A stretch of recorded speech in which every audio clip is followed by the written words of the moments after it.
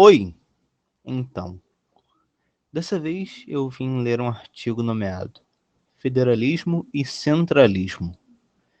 Esse artigo foi escrito pelo Domingo Passos para o jornal A Plebe, número 257, edição do dia 6 de 8 de 1927.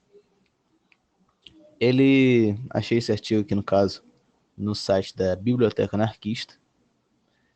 Então, como eu sempre falo aqui no canal, sem mais delongas, começar a leitura desse artigo.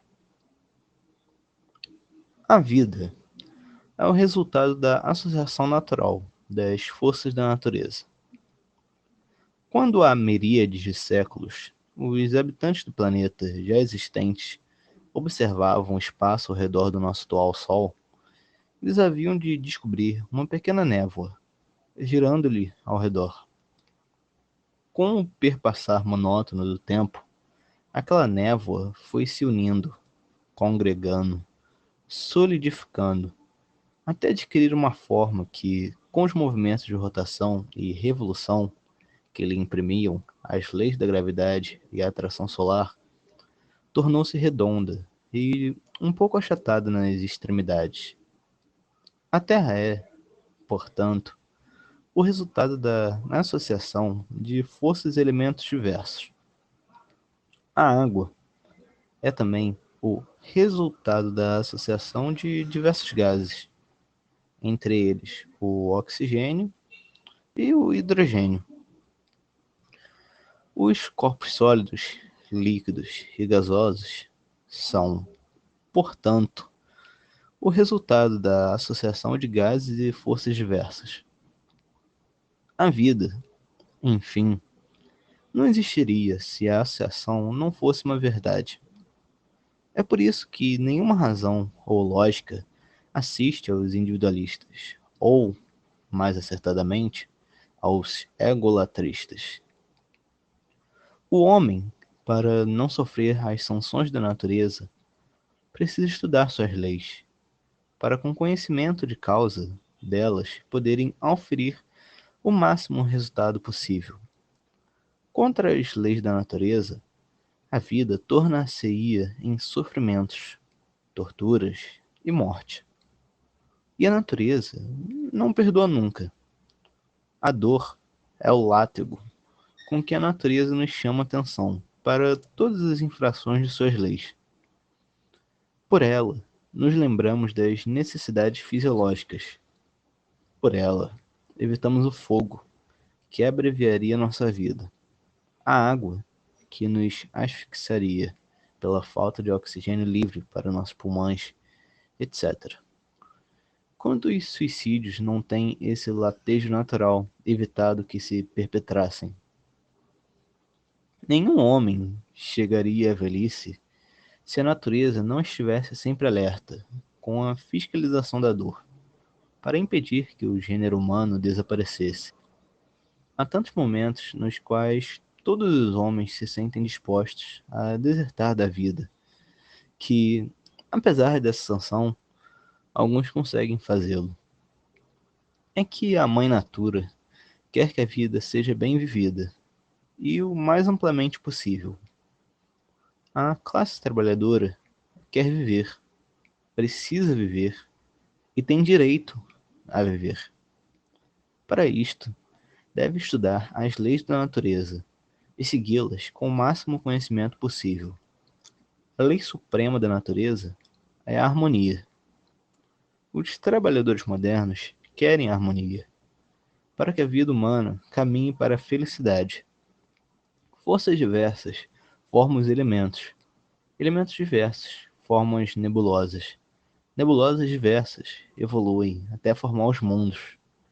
Estudando estas forças nos elementos, veremos que elas agem autonomamente e que, apesar de unidas, não perdem a sua autonomia ou sua liberdade. O oxigênio, que se uniu ao hidrogênio e hoje formou a água, nada perdeu de sua qualidade, de sua essência à amanhã. Naturalmente deixará o seu companheiro e irá alimentar a combustão do organismo de algum peixe, transformado pelas guerras dele sem que por isso tenha também perdido suas qualidades intrínsecas. É porque aqui esqueceram de colocar um S. É por isso que, querendo viver de acordo com as leis da natureza, os trabalhadores optaram pelo federalismo. Federalismo é uma doutrina que, ao contrário do centralismo dos políticos e dos sotaina, congregam homens diversos em organismos ou sociedades na federação, sem perda da autonomia societária. Congregam, ainda, as federações nas confederações e estas nas internacionais, mantendo impoluta a autonomia em toda sua plenitude. Nada de escravidão, internacional, confederal, social ou individual, tal qual as relações existentes entre as constelações solares, os planetas, satélites, cometas, os minerais, os vegetais, os animais, etc. A vida, enfim. Suprema harmonia, na qual todos, vivendo sua própria vida, concorrem para a vida total. O centralismo, ao contrário, é a negação da autonomia do indivíduo, colocada nas mãos do presidente, ou do presídium, ou seu organismo ou partido político. Negação ainda deste partido político ou organismo colocado nas mãos dos chefes da Internacional. Internacional, não só erradamente ou mistificadamente, pode-se, na linguagem centralista, falar em federações, confederações e internacionais ou internações. Em centralismo, formado partido ou seita, os chefes deste partido ou seita dão ordens, e todos os seus adeptos cumprem-nas, sem hesitação, sem discussão. Haja vista a Igreja Católica Apostólica Romana, a mais formidável organização centralista que o mundo possui. Na Igreja não há federação de católicos da China, França, Portugal ou Brasil. Ela é a Igreja Católica Apostólica Romana, em todo o mundo, porque o poder da Igreja está centralizado nas mãos do Vaticano. Os partidos de atuação religiosa, sabendo o quanto repugna ao povo trabalhador e aos homens pensantes o centralismo, procuram mistificar as suas pretensões com os nomes de federações, confederações e internacionais. A federação e confederação presume-se a reunião de indivíduos livres numa mesma cidade, região ou nação. Internacional é o livre acordo estabelecido por cima das fronteiras ou divisão política dos povos. É, enfim, o auxílio mútuo praticado entre nações. Não, camaradas.